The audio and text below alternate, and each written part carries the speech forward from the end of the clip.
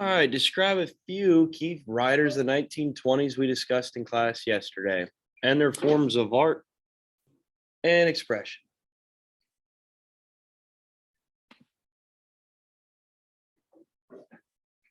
There you go.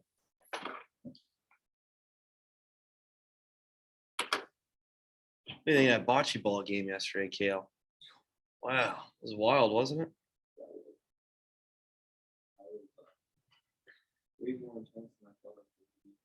Yeah, it was a lot more intense than that wrestling match, you know it.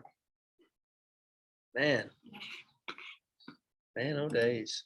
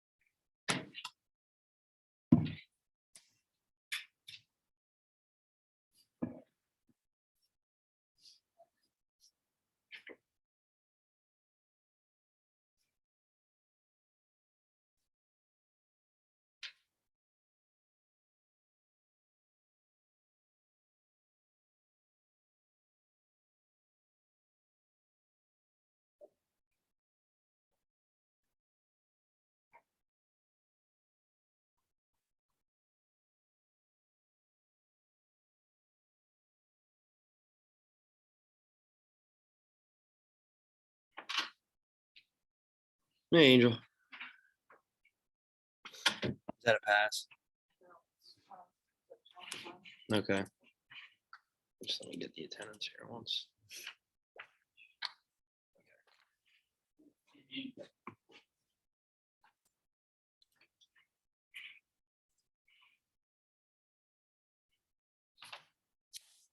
me another minute or two to finish up. Go over this.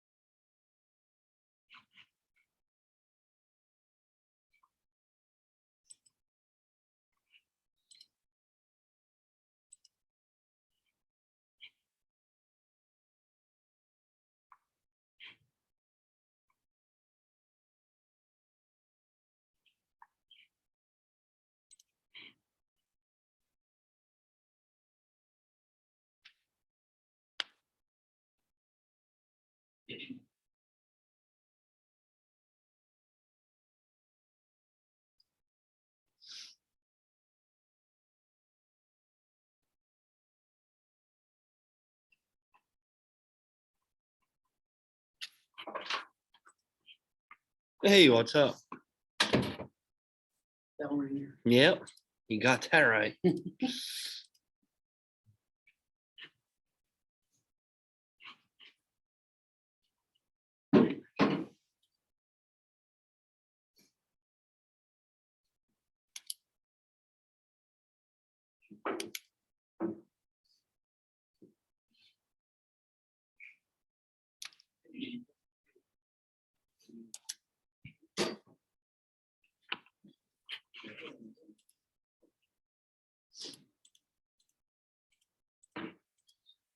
Here you go, Angel.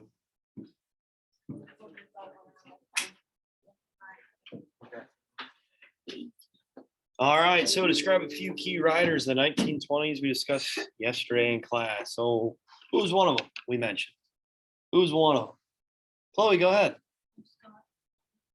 F. Scott Fitzgerald. Okay, good job. What was his famous work? The Great Gatsby. Good. And what did The Great Gatsby depict? Yeah, good job. Good job. So he talked about the glamorous lifestyle of the elite status in American society in 1920s.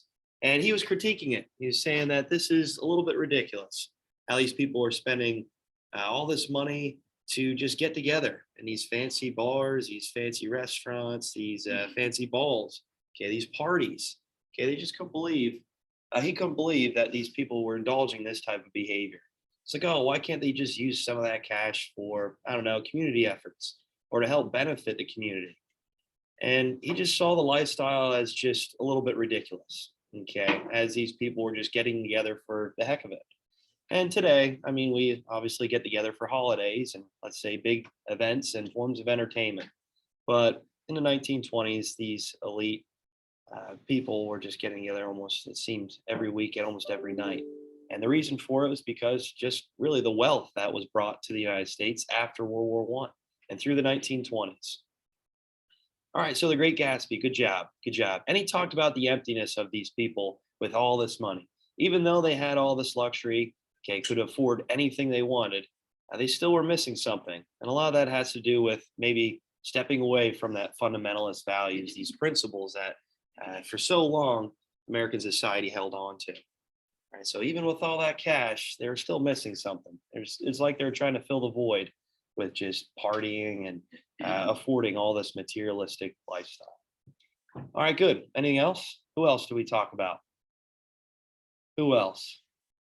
Gabe, who did you write about? Sinclair Lewis. Okay, good job. And what was his famous work? Yeah, what was that about? Uh-oh. Yeah, that's there. The main character goes American conformity. Yeah, good. So the 1920s were changing into a more modern society, right? We talked about the clash between fundamentalism and modernism with the 18th Amendment, okay, with the Scopes trial. And now towards the end of the 1920s, moving to the 1930s, the United States is more accepting of these new theories, this new secular views and sciences. And as we're getting involved in this new society with the Industrial Revolution and with these urban areas popping up all across the country, the nightlife took scene, right? People were going to speakeasies, breaking the law, prohibition, right? And they're drinking and carrying on. We talked about the flappers, okay, and how flappers were introduced in the 1920s. These women that were smoking cigarettes, drinking booze, and wearing these dresses that just were taboo to the fundamentalists. They couldn't believe what they were wearing. It showed a little bit of leg and enjoying themselves. So he ridiculed the conformity of this society. He ridiculed the materialistic lifestyle of many of the people in the United States in these urban areas as they're getting involved in this different type of behavior. A lot of that due because of the change in society. There's a total change with the Industrial Revolution, post-World War One, and many people like Sinclair Lewis, they just couldn't get on board with it. They just ridiculed the materialistic lifestyle, how we're just forgetting about our principles, okay, our family ties and traditions. All right, good. Who else do we mention? Who else? Chloe, go ahead. Ernest Hemingway, good job. And what was he famous for? He wrote about the war. Yeah, good job. Good job. So he was a World War One veteran, and he talked about his time in warfare and how war was something that we shouldn't glorify anymore. And it's something that obviously, if you experienced it with Ernest Hemingway, he saw what was going on the battlefield, the trench warfare, the new forms of weaponry that were included. And he just couldn't believe what people were talking about with this conflict. It's like, hey, just look at many of the veterans coming home facing PTSD, facing a lot of the issues of the conflict. Right? This is something that we shouldn't be really just banging our chest about. Okay, this is something that we shouldn't be glorifying. And he kind of mentioned a lot about seeking peace through many of these issues and conflicts.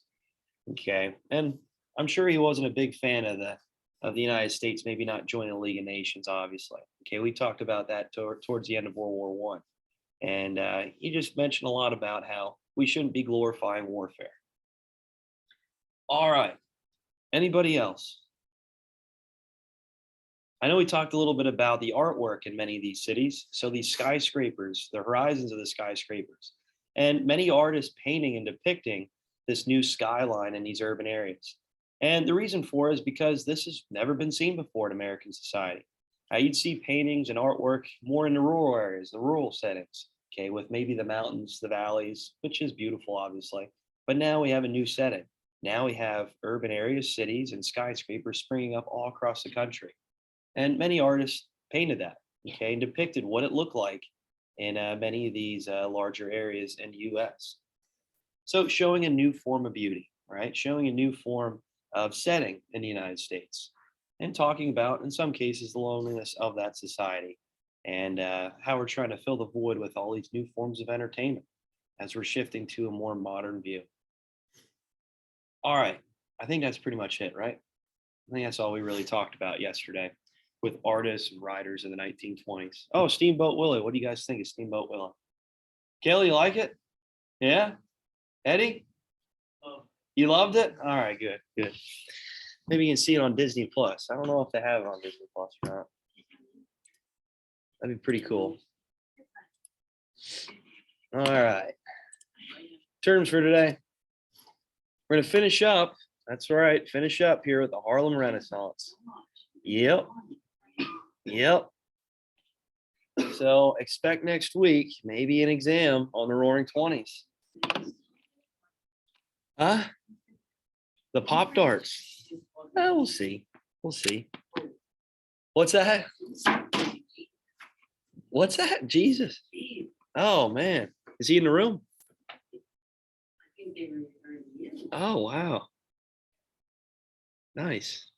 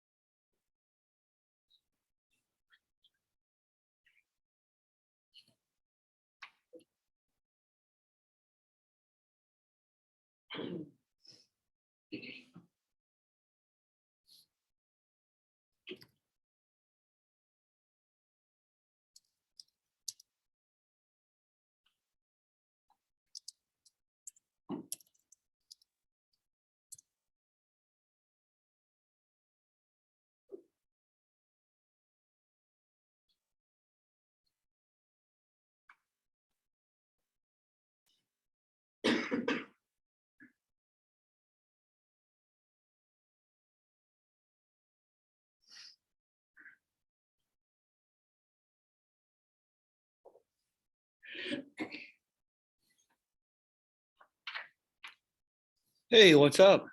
I have a hero from my book up. I shared my book out when I came back. Oh, you did? Yeah, I didn't tell you about her, but I showed you my book. All right. I was going through Canvas. I didn't see it turn. I didn't. I don't think I did because I know they were there, but I showed you them. All right. My bad. Thank you. Thanks. Is that it then? What do you mean? Just vocab? Yeah, and I think the only other thing I'm missing is what I All righty. Thank you.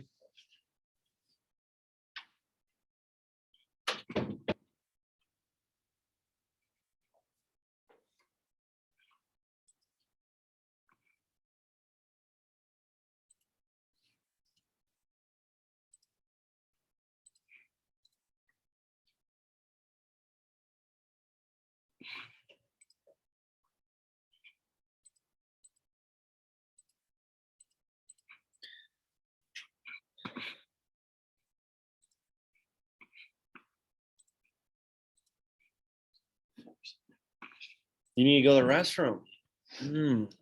Okay. Hurry up. All right. Okay. So many of these writers in the 1920s were considered a lost generation.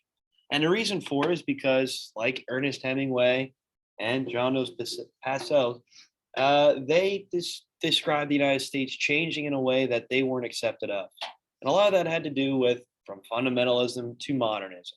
And I won't say these writers were totally against modernism. I won't say a lot of these writers were totally fundamentalists either. But they just didn't like the way the United States was shifting in a new way, and the conflict that emerged. Okay, we mentioned about organized crime in many of these cities. We talked about how alcohol, obviously, causing a lot of issues with the fundamentalists and modernists. We mentioned about how religion, right? How religion was causing a lot of issues between the fundamentalists and modernists as well. So when you're looking at the 1920s, yes, this was a prosperous time. This was a time where standard of living was raised to a point where America has never seen such highs before, especially with their economy and their standard of living and affordability of many different products. But for many people, and Ernest Hemingway obviously mentioning about the war and how people were glorifying the war effort, and well, not the war effort, but the conflict itself. He's saying that we shouldn't be praising warfare. So many writers, like Hemingway, like Passo, they decided to take up and leave and go to Europe. Unfortunately, we know that Europe is going to go through a lot of different stages building up to World War II and the rise of dictators. So in some cases, these men only faced even more conflicts and problems when they left the United States. although the US was changing their culture, their society, and obviously many of their viewpoints, Europe was still kind of rebuilding from World War One. And in many cases, people would believe that this war never stopped as the rise of dictators came about, which we'll get to when we talk about World War II. But that's why many of these writers in the 1920s are considered the lost generation. A lot of their forms of art, a lot of their writings detailed about the change and how many people weren't accepting of this change. All right, last thing I want to talk about, the Harlem Renaissance. So the Harlem Renaissance, real quick, is just a rebirth. So whenever you hear the name, the word Renaissance, okay, that just means rebirth. And this is the rebirth of African American culture. And a lot of that has to do with the forms of entertainment and music like jazz. So the Great Migration occurred where many African Americans moved from the South to the North. And the reason for it is because of the Jim Crow laws in the South and segregation. With Plessy versus Ferguson, which we mentioned in chapter 1. Okay, a lot of the Jim Crow laws, the issues and problems of segregation in the South. And the African Americans just picked up and moved north for better opportunities. Right?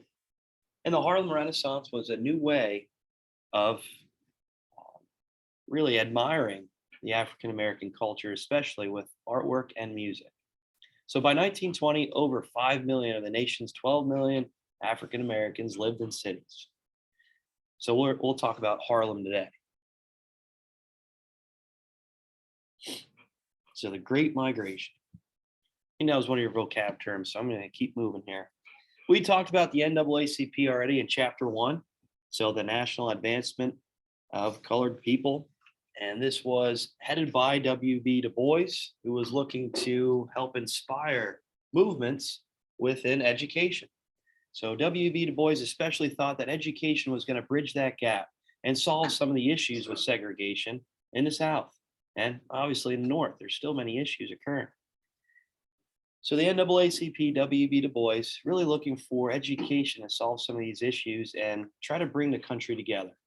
We also talked about Booker T. Washington. Remember talking about Booker T. Washington? Yeah. What was he famous for? What was his viewpoints of how we're going to solve some of these issues with segregation? So similar trend with education, but not in the classroom, but where at? Where at? Vocational skills, right?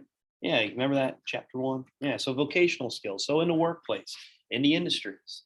Okay, this is going to help rebuild a society and try to help build a society where many of these minority groups like African Americans can join in society and feel equal. So W.B. Du Bois, Booker T. Washington, we mentioned those two key figures in chapter 1 and how this was really advancing African Americans in society. All right, Marcus Garvey, he had a different approach. So Marcus Garvey, he believed in Pan-Africanism. So Pan-Africanism is just really how he's going to build on this separate but equal mentality. He thought if segregation is going to occur in the South, where there's going to be separate institutions for African Americans, like schools, parks, transportation, he's going to build on it. He thought, well, we're going to build a Black pride in the United States. We're going to form our own country, per se, in the US, where we can build on this separate but equal mentality. So having forms of education, entertainment that's separate and show really these politicians in the United States that African Americans do have a lot to offer, and a lot of it being with artwork and entertainment. And hence, 1920s, the jazz era.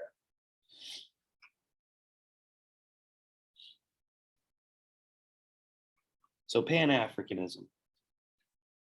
Again, with the Jim Crow laws in the South, with segregation being prominent in the South, he thought, well, let's just build on that divide. If we're not going to be accepted in society, we're just going to build on ourselves and form this Black Pride movement and African American divide. Just build on that. All right, so Harlem, New York. So Harlem, New York is where the largest urban community for African Americans is formed.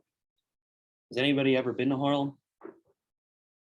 No, no, I was never there either, but I hear a lot of stories about it, especially when I watch videos or when I watch the documentaries of Harlem. But it's really, it's amazing with the forms of entertainment and art that are just all over the streets in Harlem. Okay, where people would be out on the streets playing different types of music from the jazz era, still to this day, and the food is just amazing. Right? It's to a point where Harlem is really the epicenter of African American culture, and especially in the 1920s. This is where many of the jazz inspired music is emerging. And the Harlem Renaissance, this is this revival of African American culture, where many of the forms of entertainment and music is depicting their lifestyle of segregation in the South, talking about slavery in the past, and some of the hardships that African Americans faced in the United States and American society. So Harlem suffered overcrowding, unemployment, and poverty, but still, this was a place of emergence of African American culture through artwork. All right, here's a picture of kind of the scene in the 1920s with the jazz era. And we'll talk about Louis Armstrong, we'll talk about Duke Ellington, and how they brought a lot of change to the 1920s and American society. This was not only just in the United States where jazz music was heard, but all across the world.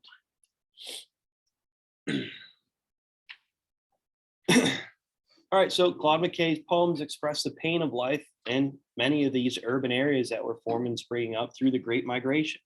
So he wrote about some of the issues that were faced in urban society and how equality wasn't met, especially in the industries, in the factories, okay, and how many African Americans were pushed out of many of these roles in the industries and the factories and many education forms of education. They weren't given the same role. They weren't given the same opportunity. And he wrote about that within his poems. All right, Langston Hughes. So Langston Hughes also talked about the issues and divide in African American for African Americans in American society, and how this was difficult for the working class to gain opportunities in the workplace and to strive for better opportunities for many African Americans. So a lot of his poems were placed into jazz music, giving lyrics. Okay, so the 1920s are first seeing now lyrics in many of the jazz music that's being played. So again, describing the hardships of the working class, describing the hardships African Americans faced, especially in the South with segregation, and really post-slavery after the Civil War moving into the 1900s.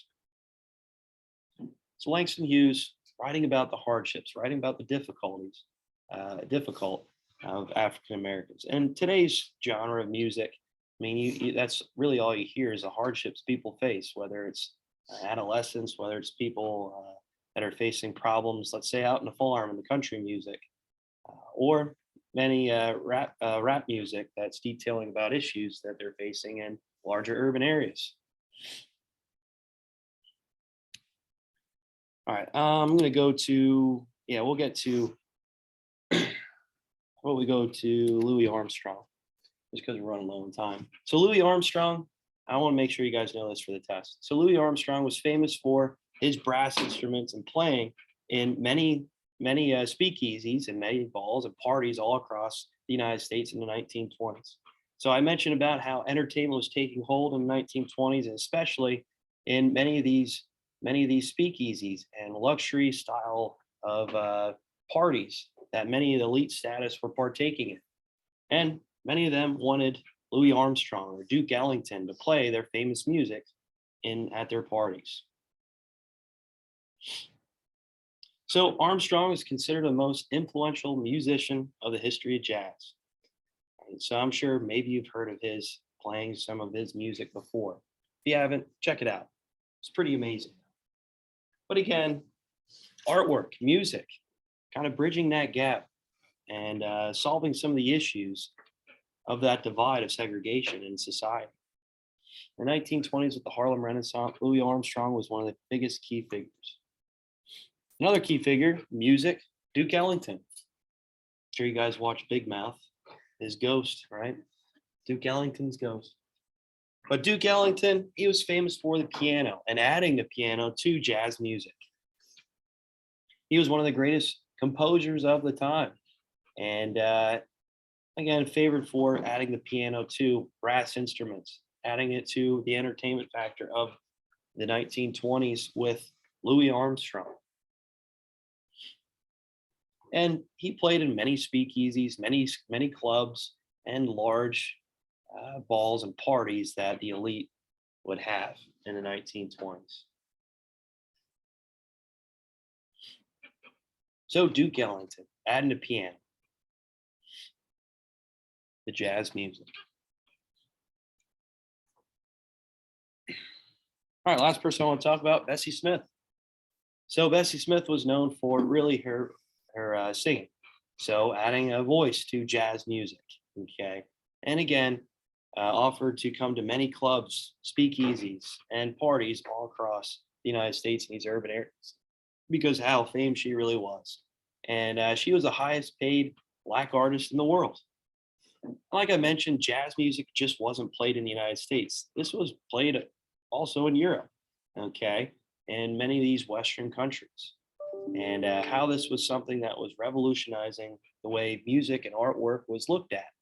A lot of that had to do with African Americans' culture, history, and society, and detailing about the hardships many of them faced with the Jim Crow South and post Civil War.